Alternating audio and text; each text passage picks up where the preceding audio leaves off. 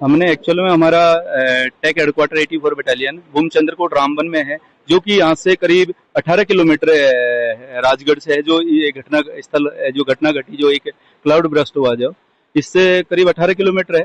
हमको पीसीआर रामबन और एसएसबी रामबन की तरफ से सूचना मिली कि यहाँ पे हमको जो ही सूचना मिली, हमने हमारी 84 बटालियन की क्यूएटी लेके और हमारी कंपनी की क्यूएटी लेके और साथ में हमारी G239 की कंपनी को लेके हमने करीब 75 लोगों को लेके मैं जो यहाँ पे घटना स्थल पर आया और हमने घटना स्थल पर आकर जो डेड बॉडियों को पानी से और जो मलबा में दबी हुई थी उनको बाहर निकाला और उनके घर पे सेफ पॉइंट पे पहुंचा के उनकी हेल्प करने की कोशिश में मिलके, साथ में डीआरएफ भी है और सिविल पुलिस भी है, साथ में अभी आर्मी की भी एक टीम आई हुई है। सब मिलकर मुसीबत की घड़ी में हम कोशिश कर रहे हैं कि जो मिसिंग है उसको हम सर्च कर रहे हैं। किस तरह की चुनौतियां आप यहाँ फेस कर रहे हैं? ये चुनौती बहुत एक कड़ी चुनौती है हम लोगों के लिए। एक प्राकृतिक आपदा है ये, हमारे कैंप में भी हम लोगों के भी एक बहुत बड़ी मुसीबत आई थी। उससे हम उसको भी करके पहले हमने लोगों की जान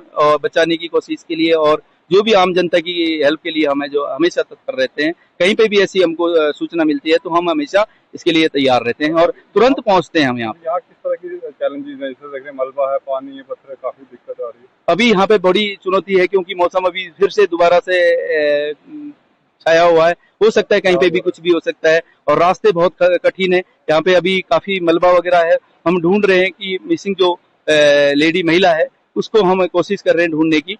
तो यही है, बड़ी चुनौती है। मौसम ऊपर से पहाड़ी है और कहीं पे भी कुछ भी ये आपदा आ सकती है और मौसम कभी भी अपना करवट बदल सकती है। हम इसके लिए हमेशा तैयार हैं। कभी भी जो ही हमको सूचना मिलती है कि इस प्रकार की कोई आपदा कहीं पे भी हमारे एओआर में या रामबन में मिलती है, तुरंत हमको सूचना मिलती है। हम तुरंत निकलने के लिए तैयार रहते हैं और पहुंचने की कोशिश करें। जल्दी से जल्दी हम वहाँ पे पहुंच